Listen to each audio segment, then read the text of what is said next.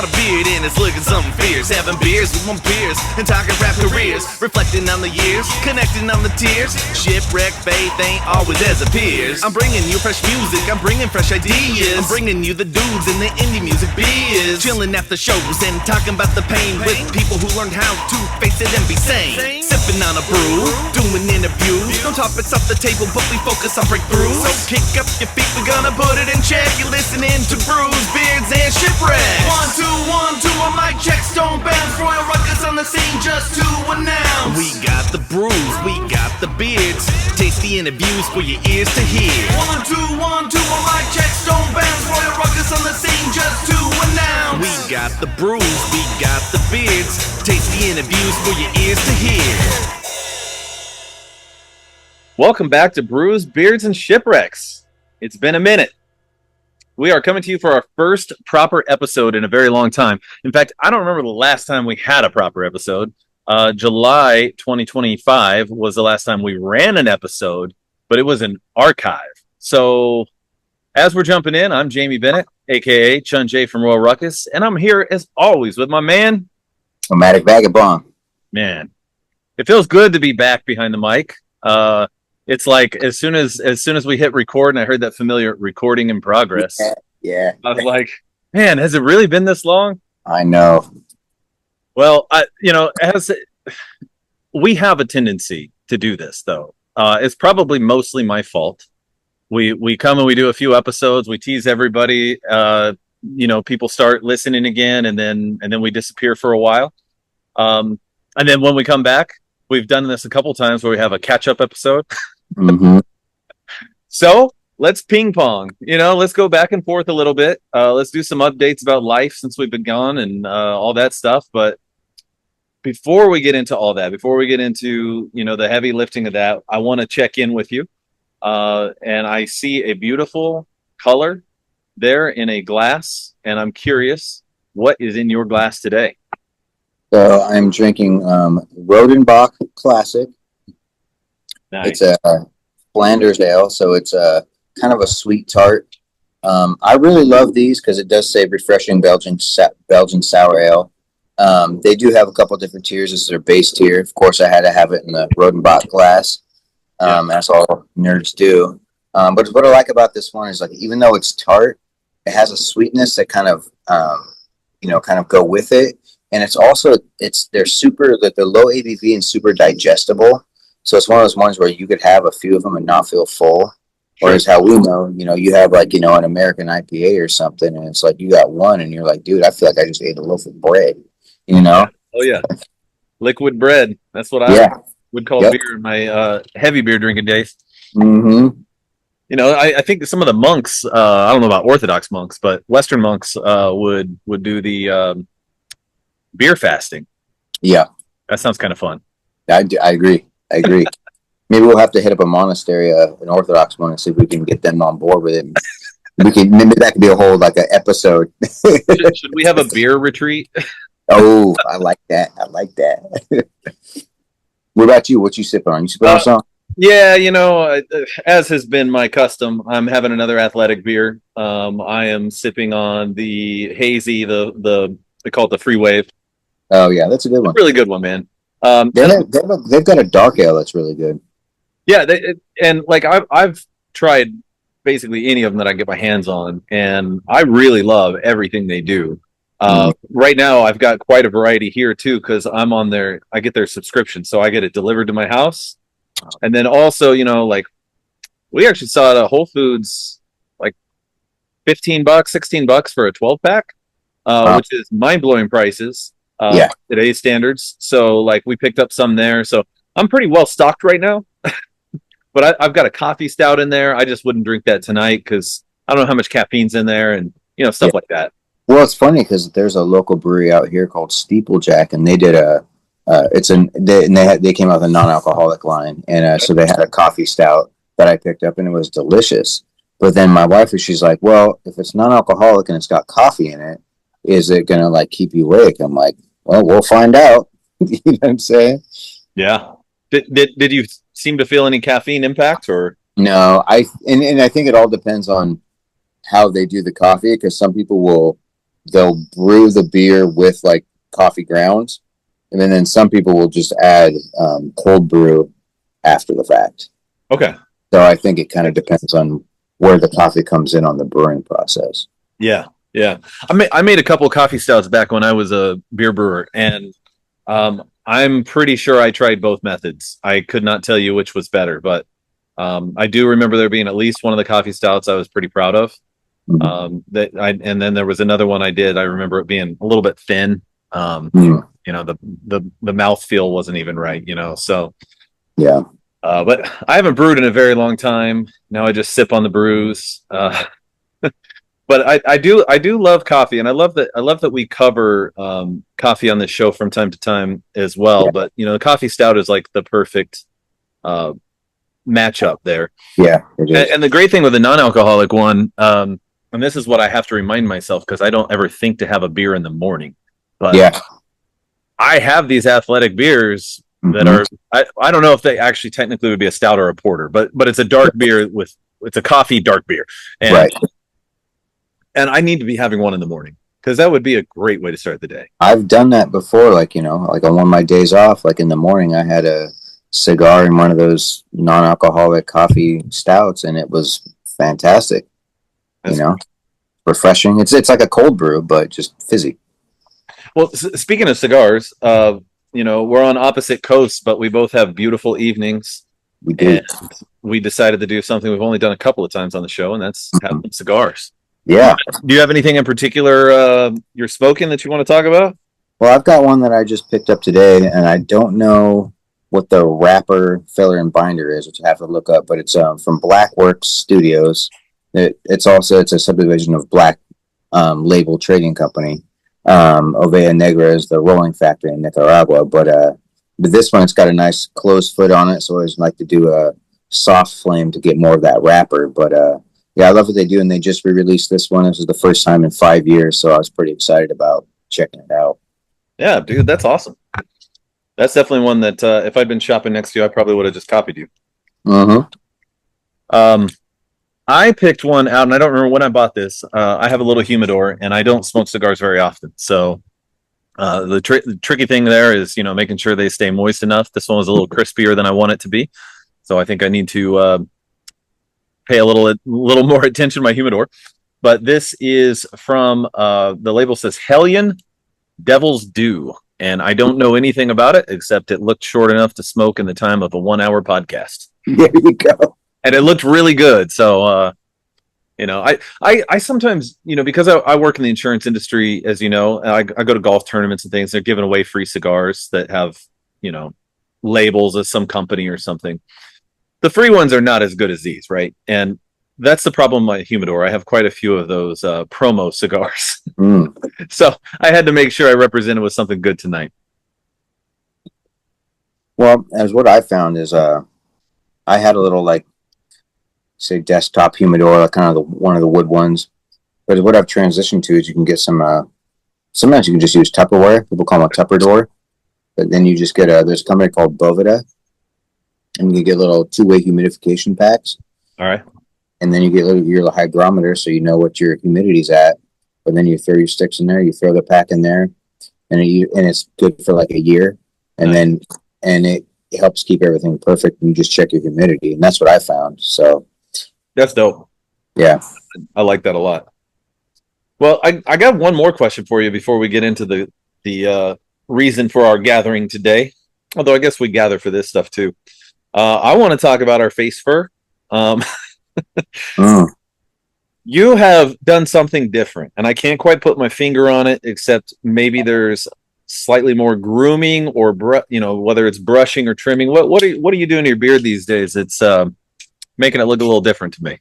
Well, I did get a beard oil. It was from when I went to Deschutes Brewing. They had some beard oils, and it was like I think it had hops in it, and like orange, because it was kind of meant to mimic their hazy IPA. I use that, but like what I've been doing lately is I've got a wooden beard comb coming out, and I did kind of trim up the sides a little bit because it's at the point when sometimes I go to put headphones in, and you'll get up. I don't know if it's beard hair or hair going in my ear, and I'm trying to. So I wanted to kind of trim that up, but I kind of just like shaped it up, combed it out, but then been oiling it. But like this morning, I just threw in some shea butter and a little frankincense oil. Man, you probably smell like church. I do. Well, except for now. Right. Yeah. Well, you were smelling like you're coming out of Posca, and actually, you might end up smelling that way with the cigar because there's a lot of fire around Posca. Mm-hmm. Well, for me, I haven't really been doing much different. I mean, I still use beard oil, although the last couple of weeks, because I accidentally I shattered the bottle, which is not what you want to happen in the bathroom. And I've been too lazy to dig out the refill bottle. So I've been using tallow. It's more of a skin cream, but I found that if I warm it up in my hands, it goes in very nicely into my beard. Now, for the first few minutes of the day, I smell a little beefy. Yeah, it really does. It's subtle, but there is a slight beefy odor to tallow skin cream that I've purchased before. Well, so then my question is that Lenten? Oh, good question. I guess not. hadn't considered that. I got a couple of jars of Wagyu beef tallow for cooking, and I tell you, man, cook some potatoes in those. Man, that does sound really good. I love it. I love good cooking fat. In fact, tonight I made. I can't reveal what fat I used because it was not Lenten, so I better not say it. I don't want to cause anybody to stumble. But I did use a really cool fat to make some taco tortillas. I regret saying that. That's all right though. But let's get into it, man. That's okay. I appreciate you being understanding. It's Sunday. I actually wanted to try something new. I wanted to share something before we dive in. I don't know. We talk a lot about interesting things and we talk about shipwrecks in life, but one of the things that I don't think we do a whole lot of is like throw out quotes from, smart and intelligent people. We have them on the show, but we don't necessarily like throw out inspirational quotes. And I've been reading a lot of Stoic philosophy the last few years, besides Orthodox stuff. A lot of it is like totally compatible with Orthodoxy. Some of it's a little different, but it's really interesting. And I love Marcus Aurelius. He was just amazing. And his meditations, as I'm sure you know, were basically, he just kept a notebook of things he needed to remember and his philosophy of life. And I wanted to share one of the things that I read in, I think it was book 4. Again, remember these, he was never imagining that thousands of years later, people would be reading these. He was writing it to himself. So one of the lessons he wrote was not to live as if you had endless years ahead of you. Death overshadows you. While you're alive and able, be good. And, there's a lot there that could be unpacked, but I mean, it's also pretty straightforward. And I think for some of the stuff that I'm going to be talking about today, this kind of forms, I'm cheating here a little bit because this forms a little bit of a theme for me. Basically that first sentence is it. Not to live as if you have endless years ahead of you. Yeah. Limited time, make haste, do it now, So I'll serve first. I took a trip down to, I want to start with the fun one. I took a trip down to Tampa in November. I was there for work, but I stayed an extra couple days so that I could attend the 25th anniversary of Flavor Fest. It's 25 years already. Right? I mean, so for those who don't know, although, I mean, one of the reasons I wanted to start with this is I hope that there's a lot of people that know Flavor Fest that are listening to this, because I want people who were there. I want people who have been there 20 years ago to be interested in this episode, because I think it was a really special thing that they did for their 25th anniversary. I've never been before, but Flavor Fest is a Christian hip hop conference festival. There's classes, there's concerts, there's preaching, there's praise and worship type music and their style, and it's this really interesting collective of urban-minded, hip-hop-minded Christians seeking to make an impact on the world. And they talk about business, they talk about music, they talk about ministry, like all over the map. And I was sitting there going, I wish I had come here 25 years ago when I was like specifically on the Christian hip-hop scene. Because it really is a phenomenal network of people. And like, so many people I met there were so talented. I'm not going to lie. I mean, there were a few acts that I didn't really enjoy, but that's every festival I've ever been to, including the huge ones, and I was like really impressed by even the people I didn't enjoy that much. Everybody put themselves out there in a major way. And there were legends in the building. My gosh, there were legends in the building. I got to stop having a monologue here. Sorry. Wasn't Soup there? What? Say that again. Was Soup there? No, he should have been. Like we should have done a GoFundMe to get him there. But PID was there. Michael Peace was there. I didn't get to talk to him because he was in and out. But KJ52 was there. He spoke on a panel.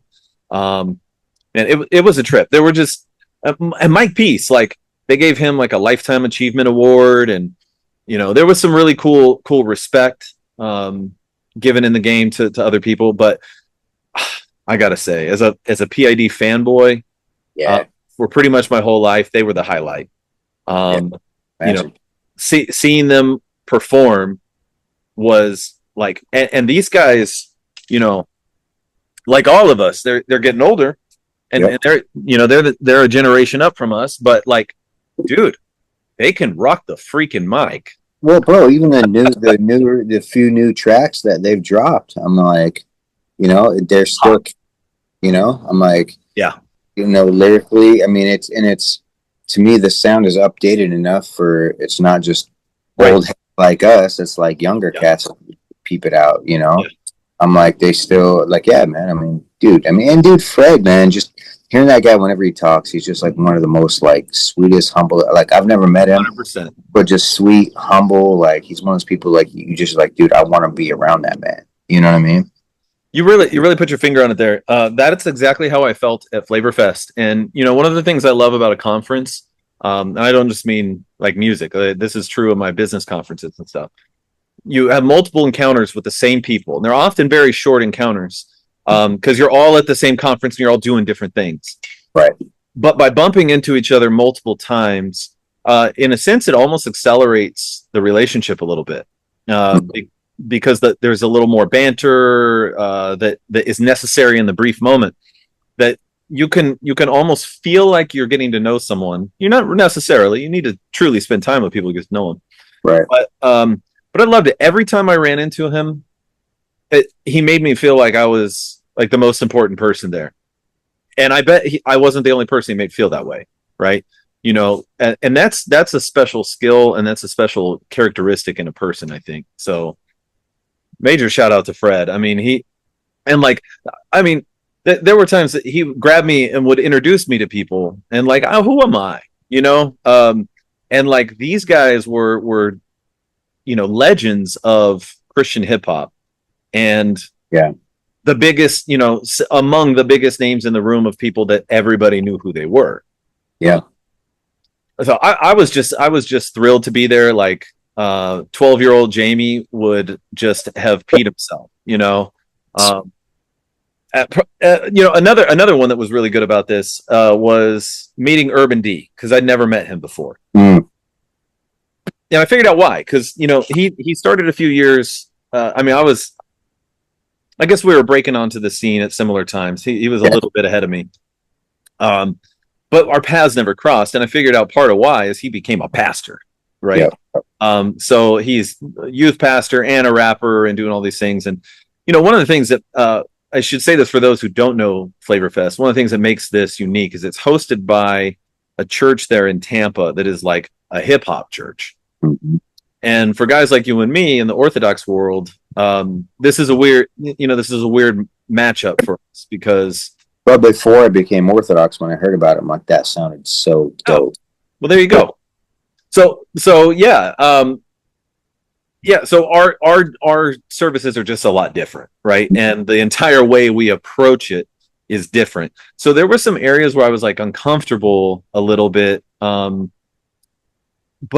not terribly. It was just different. It was unique, and there was a lot of what they did that like I really admired, and the whole conference itself was just top to bottom spectacular and well done.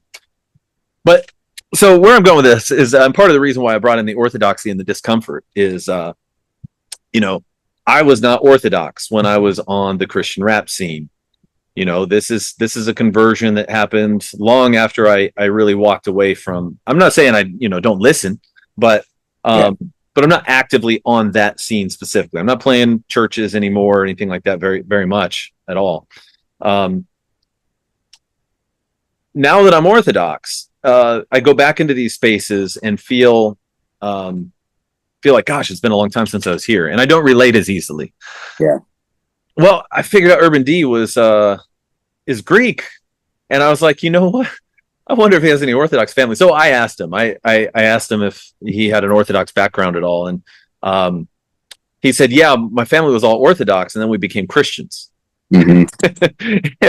And of course, at that point, I didn't know what to say, and then I realized, oh, he doesn't know I'm Orthodox, and so I didn't actually volunteer it. I kind of wish I had, because I would have liked to have had a further conversation with him. Yep. You know, but instead, I just said, oh, that's interesting. Can you tell me more? And he told me a little bit about their family's history and the immigration over this country and conversion and some of that stuff, and it was very interesting.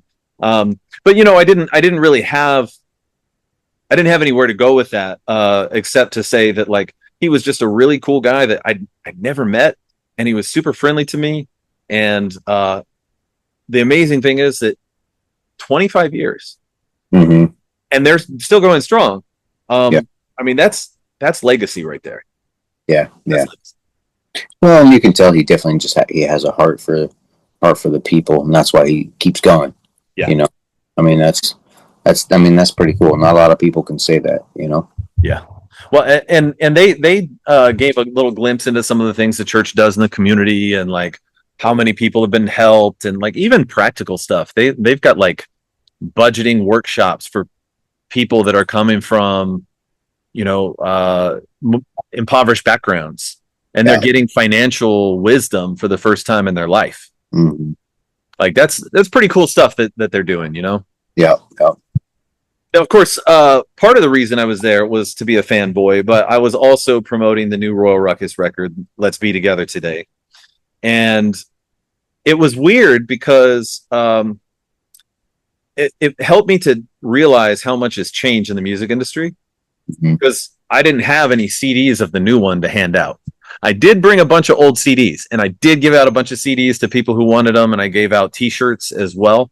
But I was there trying to promote a record that featured PID, and they were the stars, But it was weird to not have that, Yeah, I know, dude. And I always feel weird now, like if I go to concerts, because for me, half the thing I love going to concerts is getting like the concert merch. Might as well be like concert exclusive CDs or whatever. Sure.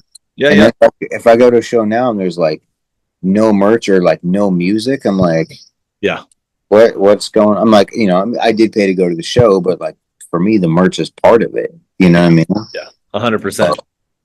Well, and for me, as a result, maybe I should have come equipped with QR codes or something, but I was giving people stickers and stuff and telling them, go check it out, go stream the new record. And it's weird because one of the purposes of creating this podcast was to promote the music, and then I go on a hiatus in the middle of releasing a record. So I had to do something with it. So I'm really glad I showed up at Flavor Fest, to promote the new Royal Ruckus record. And then also, like, when else am I going to get to see PID perform?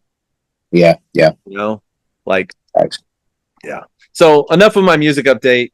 What's your first volley? What's been going on in your world, man? I mean, just in that stage of life where, it's something we've talked about as far as having kids on two different ends of the, age spectrum, so to speak. Yeah. It's like I have a,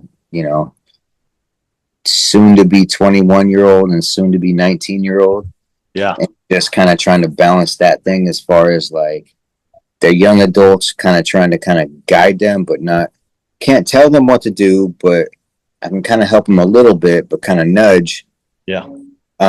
It's just it's such a weird stage of life because it's like, you know, watching my son. I mean, he goes to a local college out here, you know, and then he's also working as well. So he's trying to navigate his work schedule, his different school schedules, trying to get homework done. And he's like, it's just exhausting. I'm like, yeah, that's being an adult, man. You know what I mean? And it's like, you know, it's such a strange thing because it's like, it's, you know, you remember what it was like being like a young adult. You're kind of in that in between phase where it's like you're wanting to spread your wings, but you still kind of have some ties to home. Yeah. And mom and dad are still there to kind of fall back on, but you're trying to forge your own path. But like you don't necessarily have all of the tools to do it with, you know? Right. Yeah, no, that's exactly what goes on during that season of life.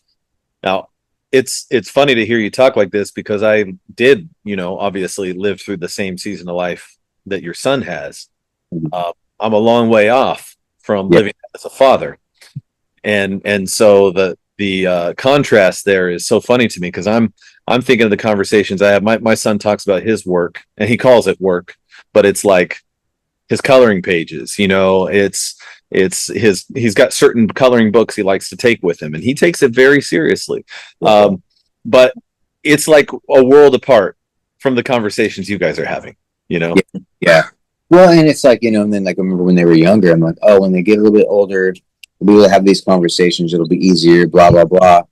And it's not always that. And then you go back and be like, and I miss the times when they were younger. We were just sitting there watching Veggie Tales or you know, and Cars or you know, Thomas the Train or whatever. And it's like because it was simpler. Yeah. But it's deeper because there's the times, you know, I get to have those real one-on-one conversations with my kids that are like adult conversations. Yeah. And it's, you know, those are meaningful, you know, because I was blessed to have had some of those moments with my father, you know, where he would kind of give me some like guidance and I sought that out, you know. So it's strange, beautiful. Yeah. You know? That's awesome, man. Well, I guess actually that's a really good segue to my round two, because this one's a big one for me. But I've already alluded to it anyway, because I talked about being on opposite ends of kids. And that's 2 months ago, the Bennett family expanded and we welcomed a new baby girl. So it has been a delight to have another little one around. You know, it wasn't so long ago that we had a little one. You know, Gregory's 4.5, so I still remember diapers fairly well, and I remember tired nights and all of that stuff. But you know, a second one, having another one back in diapers, you know, it's like it does change the whole dynamic. The sleep impact is real, you know. So the coffee gets stronger. The beard, sometimes I have to spend a little extra time brushing it just to catch up, you know, from all the wild antics of my kids. Well, so you got a daughter now, so yours is going to start looking like mine. Is that where the gray hairs came from? I think so. Yeah, I can already see it, and it's funny too because it's like sometimes she'll just, you know, she doesn't do much. She mostly just wiggles, cries, eats, and poops. You know, it's not much else to do when you're 2 months old. But sometimes she will just lock eyes with me, and oh my goodness, I am afraid of this tiny child. That's just saying I'm coming for you. Yeah, she can stop me in my tracks, and even bring tears to my eyes just by staring me down. You know. Yeah. I don't know too many people that can do that to me. Facts. Yeah, man. It's like father-daughter relationships are, you know, they're so special because it's like me and my daughter, we butt heads on so much, but a lot of it's because we're so similar. Sure. You know, isn't that how it is in families a lot? Oh, dude, and just like my wife just sits back and kind of watches us, being like, "You're upset because she's like you." I'm like, "Well, yeah." You know what I mean? It's like if you were a little less like me, this conversation would be easier. You know? Oh man. Well, hit me with your second update. What else has been happening? Well, as many people know, I'm been blessed to be part of a crew called Shadow of the Locust, Oh yeah. and we're working on a Mighty Army Cometh Volume 3, which is, I think, 75+% done. I know I've got a verse I need to turn in. Okay. There might be a few more, and so it's just up to Mr. Jeremiah Dirt to finish mixing and mastering. But I mean, everything that we've been doing so far just sounds great, and I think it's just adding to that legacy. You know, we got a newer member, a younger cat called Ilmarillion. So Okay. for any of you Lord of the Rings fans, you got Silmarillion, so it comes from that. Yeah. And he's good with the bars, you know. So yeah, man, it's just been so fun, just working on stuff together, and we're all over the country, you know, bi-coastal, you know. Right. Right. So it's been a blessing, and it's like I just want to do my part to uphold and continue that legacy. Yeah. Man, Shadow of the Locust is like this, amazing conglomerate of rappers that is like the stuff of legend, right? Mm-hmm. Yeah, I've really appreciated knowing Jeremiah Dirt for all these years. He's been one of the best cats to know. He's another one that I think would have been great for a GoFundMe for to go to Flavor Fest or something, because he really has been a unique voice in the Christian hip hop community. Yeah. And his style, I think, has always brought something that was necessary and needed in that world. And then for you to have joined the Locust crew is pretty dope. Mm-hmm. And I'm really excited about this record too, because I actually have a verse on there. Dude. And it is the first time that I've been featured on a Locust thing, although I've featured Locusts on my tunes plenty. But it was very exciting, and it was a really cool opportunity when Dirt had invited me to rap on there. It was a number of years ago. I don't remember exactly when, but I was at his house and traveling. We'll rap, sure. Yeah. And I don't know where the mix is right now, but the last draft I heard was incredible. And I gave some feedback. It was unsolicited feedback, but Dirt was very gracious. He agreed with some of it, not all of it, and I can't wait to hear the final version. Well, dude, that's what I like about Dirt, man. I tell you what, times I'll submit verses, and then he's like, "Nope, you need to do this." I'm like, I'm like, "All right, cool." I'm like, and I told him before, I'm like, "Dude, you can't hurt my feelings, because like I want to get better, I want to be better, you know." Especially when I feel like I hear a lot of these elite MC sort of things, and I feel like I'm just like, the weak link. You know what I'm saying? So I want to be better, One of the advantages I had with my verse was I was there in the studio with him recording it. Yeah. So he basically coached me on the vocals, and because a lot of times, like, if you just record a verse and you turn it in, there might only be one or two lines that he's like, no. The rest might be fine. And if you'd been in the studio, you could have addressed that, in the studio together. You get that instant feedback. Yeah. Which is always helpful. But with a crew that big and with technology as good as it is now, it just doesn't make sense for us all to be in the same room every time. Oh, it makes sense because you get the vibe, but that's a lot of planning and a lot of plane tickets, Well, there's a lot of dollars and cents you got to put into the cents. Yeah, exactly. Exactly. But it makes me think when you're talking about, doing stuff with the Locust, I'm like, sounds like, you and I need to do a collab album called like the Cicada and the Locust. Ooh, that'd be dope. I did. This is part of the secret history of Royal Ruckus. I probably said it to you before or on the show before, but in the secret history of Royal Ruckus, Chun Jae was in Shadow of the Locust very, very briefly. And this was like 1999. And I did a solo project that was representing Royal Ruckus and Shadow of the Locust, and it was called Chunjay the Happy Bug. Mm.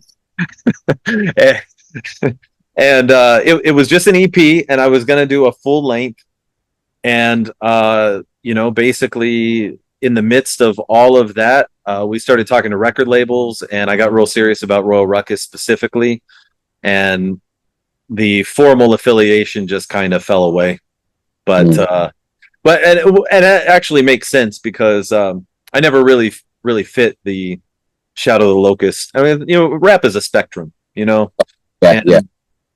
so it's like I've collaborated with some guys that, on the face of it, if you just take their music, you take my music, like, oh, these guys would never collaborate, and that's amazing. I love doing that. But to be part of a crew, you kind of have to be lockstep a little bit more. Yeah. I mean, unless you're like breaking off doing like your solo, like a solo. Yeah.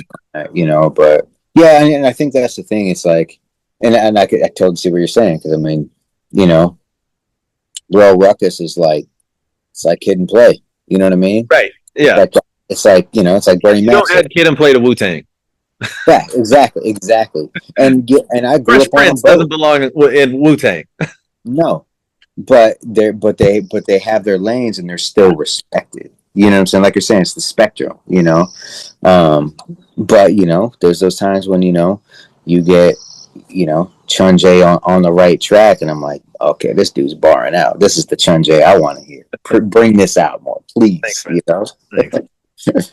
Well, I'm excited to hear that record, and I think one of the most fun things about hip hop is the art of collaboration. Mm-hmm.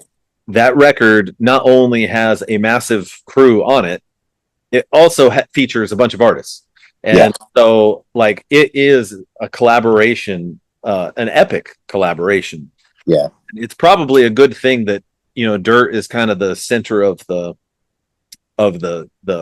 spoke. Yeah. We call him Father Locust. Father Locust. I love it. That's great, man. Well, anything else on that before I jump into round 3?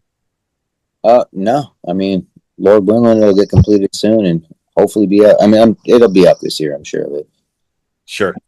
Yeah. Well, I when there's a release date, and hopefully we'll have episodes dropping that we can mention that release date. Yeah. We'll talk about it again, and I'd love to have Dirt on anytime. I mean, any of those guys in the crew. I mean, we could probably do an entire year of episodes just interviewing Shadow of the Locust members and affiliates. Well, the year of the locust. Hey, maybe we should just do it as a personal challenge. Yeah, man. All right, so this next one for me ties into the new baby, honestly, because I guess I needed the energy. Over the last 6 months, I have dropped 60 pounds. Wow. And it has, it's been challenging, but aggressive. I have one other time, 12, 13 years ago, I lost a similar amount of weight, but not quite as much. It was closer to 50. And then I hit a weight loss plateau, and I just couldn't get past it. And, I didn't grow up overweight. I came from an athletic family. I started getting overweight in my 20s and especially in my 30s. And, basically with a kid on the way, and then I started kind of having some health issues. I've even, I don't want to go into details on any of that, but like nobody has to worry or anything. But like there were some hospital visits. There were a lot of doctors. There were some medicines that kind of forced the issue. And, with the baby on the way, it shifted my perspective. And a lot of my, weight loss efforts in the past, never quite there, but I'm going to get there one day. That mentality was almost strictly aesthetics that was driving me. It was not a strong enough driver. And this one was, I'm about to have 2 children under 5. Yeah. I know what it's like to lose a dad when you're little. And I don't want to create a situation if I can help it. So eating right, moving more. Yeah. Moving more. That's the funniest thing about this. I ran 2 marathons last year, and then I put on, I gained, like, I got fatter marathon training than I was before I was marathon training. That's You know, and then after I stopped marathon running, I did keep exercising and stuff, but I did start putting on weights, and that's when the doctors got in and all that. And anyway, where we are now, I'm not doing a lot of running right now, but I'm doing a lot of lifting. I'm not lifting as much. When you cut this drastically and lose this much weight, you do lose some muscle mass. So there's some things I'm learning along the way, but gosh, I am feeling better than I have in a long time. And I don't know. I'm just really excited, and I can still pick up my kids, so that's the main thing I need to lift weights for. I mean, my son's 6'2", so trying to pick him up, that's effort. But him and I still wrestle though. Tell you what, nice. He doesn't have any older siblings, so sometimes I got to be the one to, when you're a certain age, you want to test dad. So I'm like, all right, test me. And there's been a couple of times I didn't tell him, but I'm like, I woke up the next morning a little bit sore. Wow. Nice. So, but yeah, man, and that's something I've thought about too, as far as just like, I've always been a physical person, skateboarded, did track and field, cross country. Haven't really been on my active game. I mean, my job is active, thank God. I'm always lifting. Everything I lift is heavy. But just kind of getting back into that, fitness routine, just because it at the stage of the game that we're at, it's about it's maintenance, but it's also keeping. Because like you're talking, a lot of times it's in your late 40s, 50s where you start losing muscle mass. Yeah. And then whenever you hear about, it's like, grandma ends up in the hospital, it's because she fell. Yep. And then things spiral after that. And I mean, dude, I tell you what, I remember hearing something about that. And my wife was like, talking to somebody in her family next door, comes over, and I'm sitting there just like falling on the floor, getting up and falling. She's like, what are you doing? I was like, I'm re-practicing falling. Because I was familiar with falling all the time when I skateboarded, but I don't skate as much, and I think that's, for me, I'm like, just lately, I'm like, man, I've been really feeling like I just need to get back out there and just get active, because it feels good and it's fun. Like, I've never been a fan of working out, because as far as like, I've always loved being active, but I've never just like I hate lifting weights and stuff because it's just counting. I hate just like counting. So like, give me something to put myself into, my mind into, where I'm not focused on like the physical aspect. I'm just doing something. So whether it's skateboarding, BMX, basketball, whatever, you have something to focus on. You know what I mean? Right. Well, it gives you goals. It gives you motivation. Whatever it is, right? Like when it comes to skating, especially if you do tricks, you've got things you're working on. Yeah. So like, there's very concrete motivation. That was one of the things when I read John Durant's The Paleo Manifesto that was really powerful to me, that got me into CrossFit. Was he had his chapters on movement. It was one or two chapters on movement. And I remember him talking in there about like doing something that motivates you. And, CrossFit worked for him for weightlifting, because, being on a treadmill or just pumping reps was boring to him. Yeah. You go into CrossFit, you are counting reps, but it's rapid movement, and you're moving from this one to that one. You're going back to another, and then you go and sprint, and next thing you know, you're running down the street with a shopping cart, or something goofy.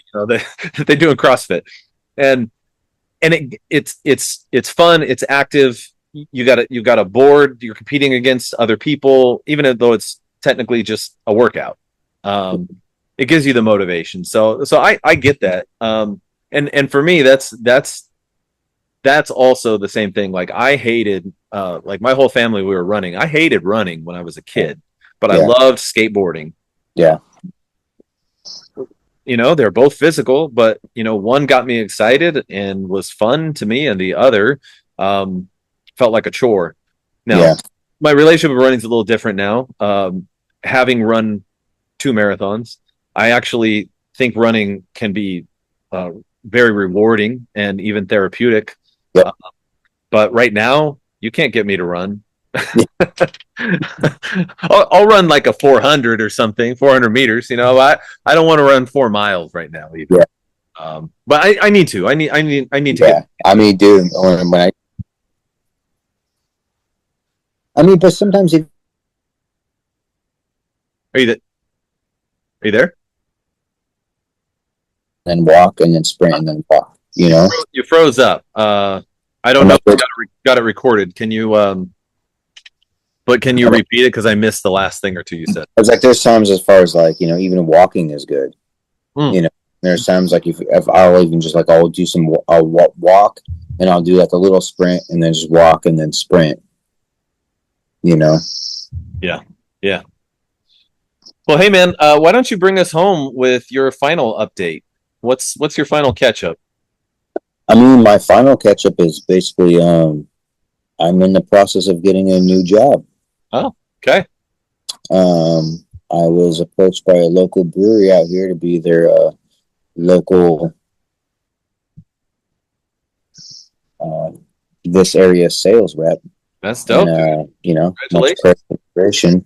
And it was cool. We were able to go to the Oregon Beer Awards, and you know, we won 5 medals. You know, a couple bronze, silver, and a gold. So I'm, you know, it's kind of weird because I've been where I've been at for 18 years.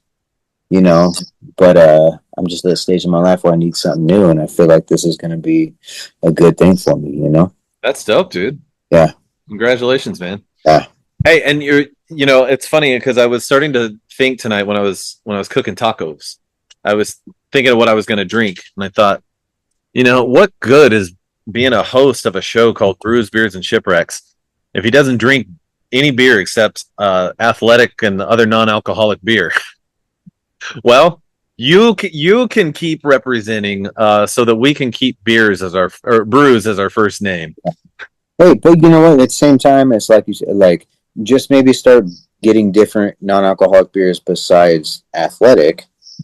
That's true. You know, and then you can kind of because I mean, and I think that's the beauty of non-alcoholic beer is I've tried non-alcoholic wine and some other like non-alcoholic bourbons and stuff like that, and they just fall flat. Yeah. Non-alcoholic beer has had a longer time, so I feel like they've had a more time to perfect it. Right. And it's come such a long way where there's times where I'm like, I'll have a non-alcoholic beer, and I'm like, this tastes delicious, you know. And even now, there's breweries they do lower alcohol beers. They'll do like 2-something%. Yeah. And so it's like because the alcohol, so there you still get some of the body. Sometimes you'll miss out of an NA beer. Yeah. But it's like, you know, it's not, you know, you can have, you know, a few, and it's the equivalent of one beer, maybe, you know. Yeah. And so it's like, and you know, for people like you and me, it's like, I mean, I'm not sitting here trying to get faded. The alcohol just adds to the flavor in the body. So if you can do something that mimics some of that, you know, and then if you want to have the alcohol feeling, throw some adaptogenics in there or whatever, great. You know what I mean? Sure. Yeah. Well, I definitely feel you on that. I think with the quality of them lately, it's been amazing. And I've said before, I might have even said it on the show that while I've never tried Guinness and a Guinness Zero back to back, oh yeah, when I'm having Guinness Zero, I can't tell that it's not. Next episode, that's what we do. That's a good idea. And I should clarify too where I am right now. I basically, as a general rule, I don't drink. I have though released myself of the burden of like committing to like because I did that a couple of years ago. No alcohol this year, right? Oh, yeah. I'm not doing that. So like on our anniversary, I had some drinks with my wife. We had sushi and I had a beer and an old fashioned, you know. So I am allowing myself a little bit, but for health reasons as well as you know, as well as just I just think better and feel better. I'm going to continue to generally not drink. And you also got to remember, I got to make up for years of, you know, going to conferences for the insurance industry, rapping in bars, taking shots with priests at Pascha, you know. You know, well, I've had a lot of places where alcohol is just regularly part of the equation. I mean, I had my album release party for Summer of the Cicadas at a brewery, you know. This has just kind of got baked into the cake of my life. And I just can't really let it be to that same extent anymore. and I'm really enjoying the non-alcoholic options.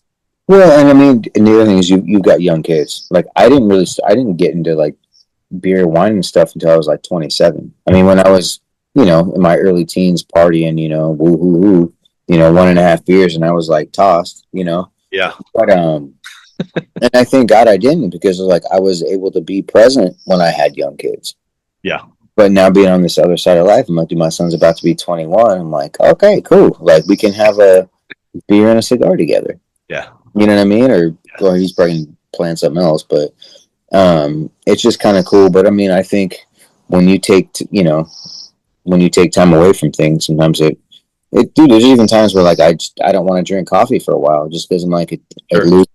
And so then when you step away from it a while, and then you brew that cup, and you're like, oh my gosh, this is so good.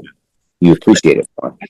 I think also beyond appreciation too, especially when it comes to like substances that can create a craving or dependency, whether it's a caffeinated craving or an alcohol craving.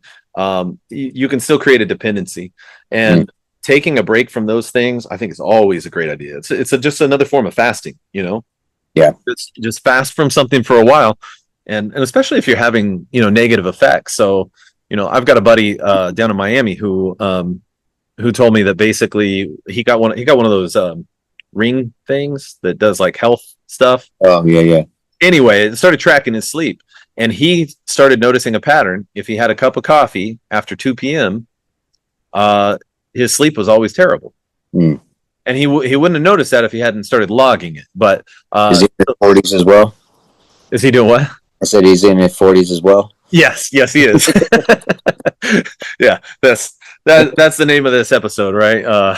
Being in your 40s. Yeah. But yeah, I don't know. So yeah, let's wrap it up though, because I don't want to keep you all night.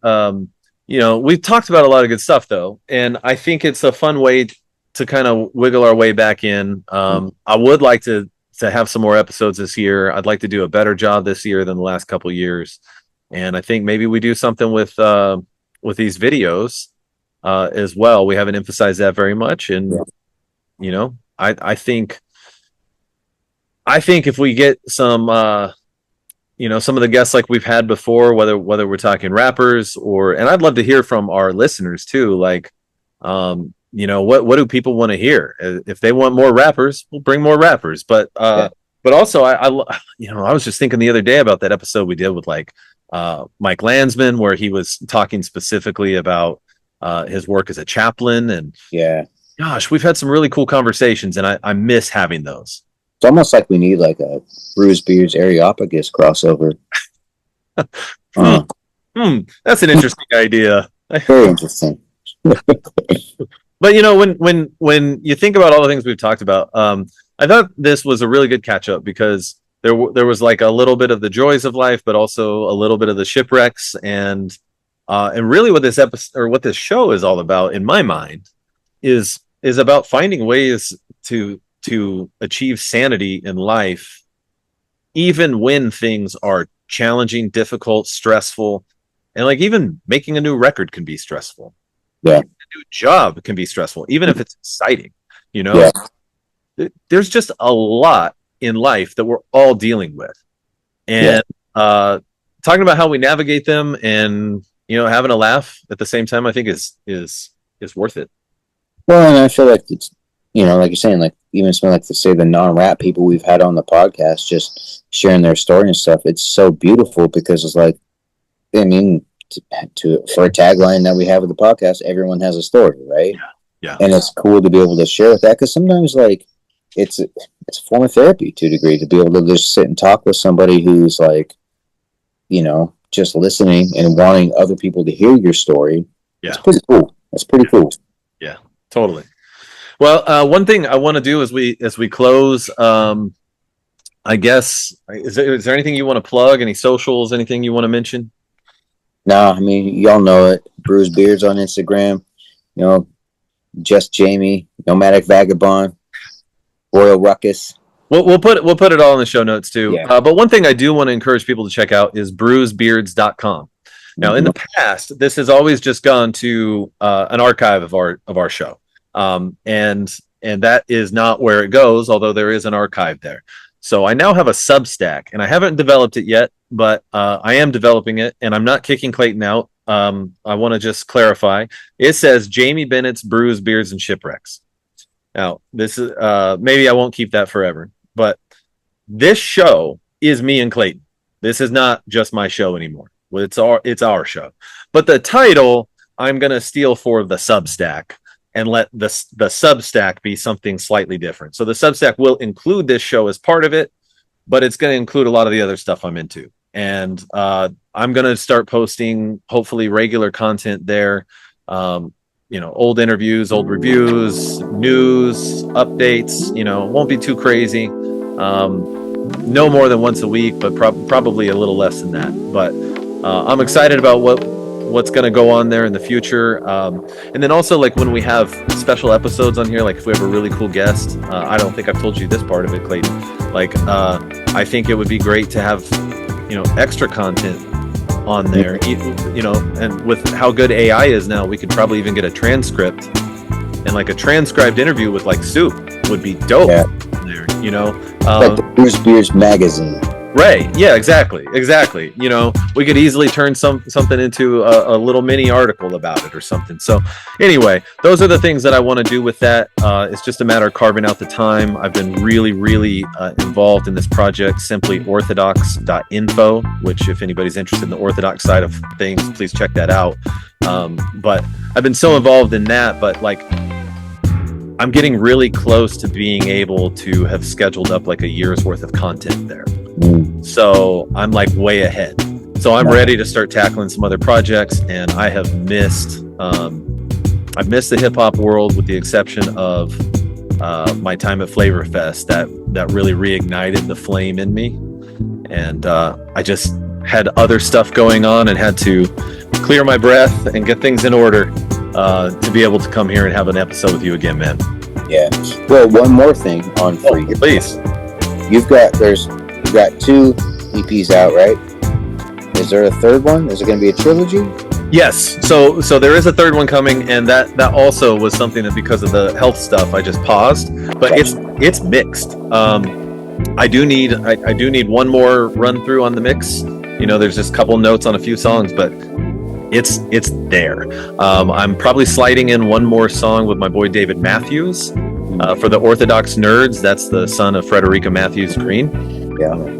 So we're going to do a cover of one of Fred Rogers' songs. But I got to get it. If that happens, I got to get the tracks from him, and I got to get the licensing done properly. So, but anyway, that's definitely coming. And there's a song on there that was like self-consciously. It was me, Sean P, and Mike, the Flatline. We were self-consciously imagining the Beastie Boys being back together and making a fresh jam, and it's so fun. I mean, it's us. Single right there. Like you will absolutely hear it, and you'll be like, oh yeah, this is Beastie Boys inspired all the way. But I'm pretty excited about it. So thanks for asking. Yeah, man. So I guess that's it. So I actually need to. I feel like we need to have a fancy closer. Need to be something like, until next time, keep your glass full, keep your beard oiled, and keep navigating those shipwrecks. I'm just kidding. But thanks for joining us. Peace.